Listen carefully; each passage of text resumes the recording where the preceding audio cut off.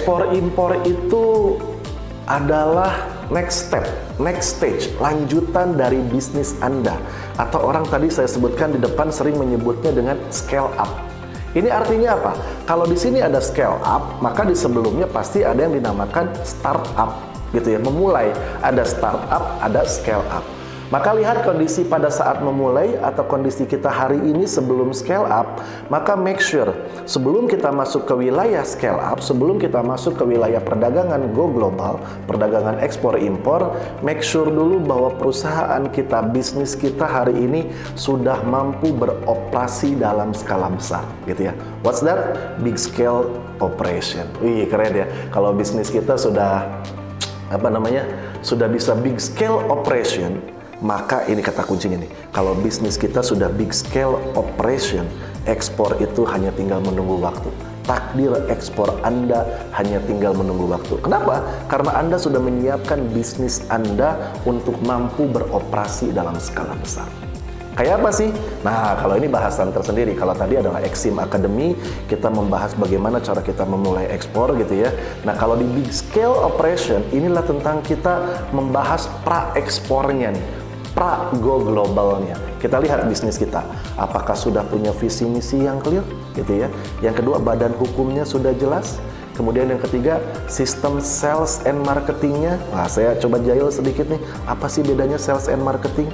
Apa sih bedanya penjualan dan pemasaran? Wah, gitu. Sama aja Kang, gitu kan. Oke, kalau sama nanti kita lihat sama apa enggak sih antara sales and marketing. Dalam apa tadi pembahasannya? Dalam big scale operation program, gitu ya di sana. Terus kemudian juga ini tidak kalah penting, organizational development, pengembangan organisasi. Strukturnya gimana, job desk-nya gimana, dan seterusnya gitu ya.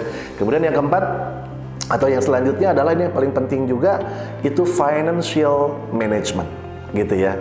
Selanjutnya, nah ini nanti juga kalau di bisnis ekspor impor Anda juga perlu ada namanya posisi nih gitu kan, who you are, who we are gitu, siapa kita, apakah kita ini pedagang gitu ya, ataukah kita ini adalah produksi gitu ya. Nah ini gitu kan. Nah kalau di produksi kita juga perlu belajar yang namanya production management. What's that gitu ya, production management, dari mulai bahan baku, proses sampai menjadi outputnya. Ada barang setengah jadi, barang jadi, kemudian kita juga akan mendistribusikannya, logistiknya gimana, warehousingnya gimana. Nah itu dalam big scale operation. Baru yang terakhir, ini yang kita sebut dengan SOP. Apa itu SOP? Standard Operating Procedures. Nah ini banyak nih yang suka perusahaannya itu atau bisnis itu nggak ada SOP-nya. Jadi hari ini bikin apa, misalkan bikin kue gitu ya, grade-nya A, besok berubah lagi, besoknya berubah lagi. Kenapa? Karena tidak ada SOP yang jelas. Nah, SOP ini akan membangun culture, akan membangun sistem yang disebut dengan BPM. Apa itu BPM? BPM adalah Business Process Management, gitu ya. So what is Business Process Management? Ada 3 kata tuh. Ada bisnis, ada proses, ada manajemen.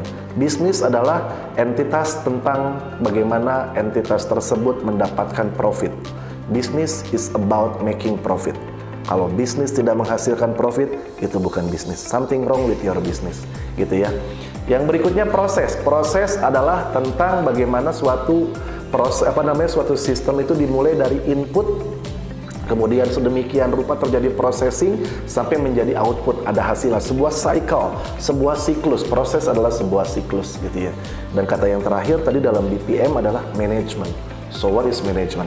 Management itu efektif dan efisien. Apa bedanya efektif dan efisien? Kita lihat nanti dalam pembahasan big scale operation, gitu ya. Bagaimana kita menjadikan big scale operation dalam bisnis kita, menjadikan perusahaan kita mampu beroperasi dalam skala besar.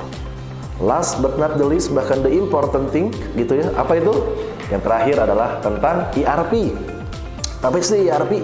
ERP itu adalah Enterprise Resources Planning. Intinya apa sih? Sistem yang terintegrasi, sudah terrecord, kita sudah menggunakan IT supporting gitu ya. Jadi nanti output dari ERP itu adalah big data.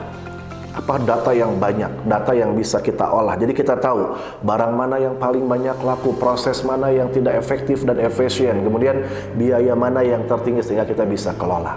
resources. Artinya dengan itu kita bisa mengendalikan resources yang ada menjadi resources yang terkendali. Wih, seru ya.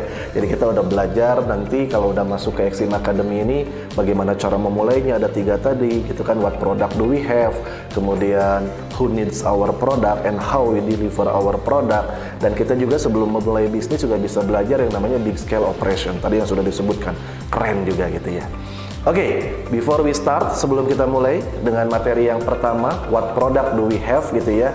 Pada umumnya, siapapun yang akan memulai bisnis ekspor impor itu terbagi menjadi 4 biasanya. Gitu ya, terbagi menjadi 4. Yang pertama, mereka yang bingung dari mana memulainya gitu ya. Yang kedua adalah mereka yang tidak bingung sih, udah paham gitu ya, tapi takut buat memulainya gitu. Aduh Kang, saya takut banget ya memulainya gimana gitu kan. Nah ini yang ketiga adalah sudah memulai dan gagal gitu ya. Jadi aduh gitu ya, kemarin saya sudah coba tapi barangnya ketahan di pelabuhan, pembayaran tidak masuk, pengirimannya gagal gitu kan. Saya takut kan nggak berani mulai lagi gitu kan.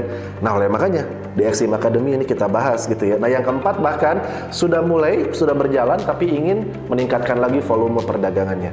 That's why Exim Academy akan menyediakan pembahasan tuntas tentang ekspor impor yang dibahas dengan cara 4 hal. Yang pertama dibahas dengan benar. Apa itu benar? Karena dalam ekspor impor itu banyak mahzab, banyak aliran. Mau dari mana mulainya? Kalau entry point kita belajar ekspor impor itu salah, maka ujungnya adalah cost. Contoh. Nih, entry pointnya ekspor impor berangkat langsung dari pemasaran. Ada pameran dia ikut, diminta sampel dia kirim, pokoknya apapun diikuti, apapun dikirimkan. Hasilnya adalah ada menti yang akhirnya bertemu dengan saya, itu saking semangatnya dia pengen ekspor gitu ya. Hari ini dia hutang 1 miliar. Kenapa? Biayanya besar banget. Biaya ikut pameran lah, dia biaya kirim sampel lah, yang nggak ada negosiasi pengiriman sampel kayak gimana. Akhirnya hari ini dia berhutang miliaran gitu ya, dan sekarang sedang menjadi binaan saya. Dan insya Allah juga itu bisa segera ekspor. Nah, jadi yang pertama, entry point-nya harus benar. Yang kedua, mahzab saya selalu untung ya. Ini bisnis gitu ya. Jadi when we are talking about business, ketika kita bicara tentang bisnis, endingnya adalah profit gitu ya. Endingnya adalah profit. So, if there is no profit in our business, means this is not business. Karena ujungnya dari bisnis adalah profit gitu ya. Kemudian aman. Nah ini safety gitu ya. Ingat, segala sesuatu tuh ada resiko gitu ya. Nama resikonya itu, kalau segala sesuatu tuh ada resiko yang melekat namanya. Sering disebutnya apa sih? Inherent risk. Apapun yang kita lakukan ada resikonya. Mau diam aja ada resikonya, apalagi berdagang. Nah, makanya nanti aman ini yang dimaksud adalah ada kalimatnya dalam manajemen resiko itu yang disebut dengan risk appetite. Seberapa kuat kita menahan resiko.